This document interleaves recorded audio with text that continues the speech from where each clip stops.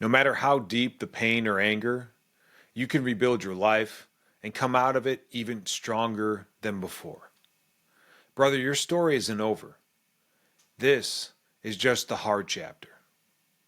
You're the hero here, not me. I'm just a guide who's walked this road before, and I know what it means to feel stuck in anger, wondering if peace will ever come. If you're waking up irritable, snapping at the little things, questioning whether you'll ever feel settled again, yeah, I get it.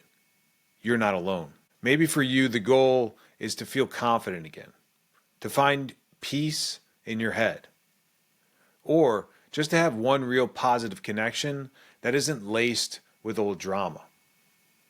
These are real needs, stuff you can actually reach step by step. But underneath that, it's about wanting respect, not just from others, but from yourself. It's about fighting that lonely feeling, the one that creeps in late at night when it's quiet and it tells you you'll never measure up. No one wants to admit it, but most of us have been there. Here's where it gets real. When one man decides to change, to rebuild, to show up with strength and honesty, it matters.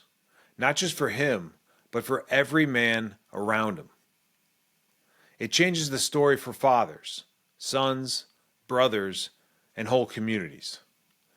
Being rebuilt isn't just a buzzword. It's a stand against the idea that we have to stay broken or settle for less. I know the anger. I've lived inside it, wondering if it would ever go away. What finally changed? It wasn't time alone. It was making the decision one day that I was done repeating the same old patterns, that I wanted something different. If you feel even a flicker of that desire, that's your starting point. Let's make it real here. If you're ready for change, here's what works. Reflect on your triggers. After the storm passes, look back and ask, what set me off? What would I do different next time? Get to know your body's signals. Where anger shows up for you, is it your chest, jaw, stomach? Wherever it is, notice it. That's your early warning sign. Ask for space, then use it. Tell people around you that you need a minute before you react. Step outside, focus on what's really happening on the inside. When you're ready, offer an honest apology. Not just a quick sorry, but a real acknowledgement of your impact. Look, here's a quick story. A man gets a text from his ex. It feels like a jab. His first impulse is to fire back, hard. But he steps outside, breathes, feels the heat in his chest, lets the wave pass. Later, he responds without blame, and the tension drops instantly.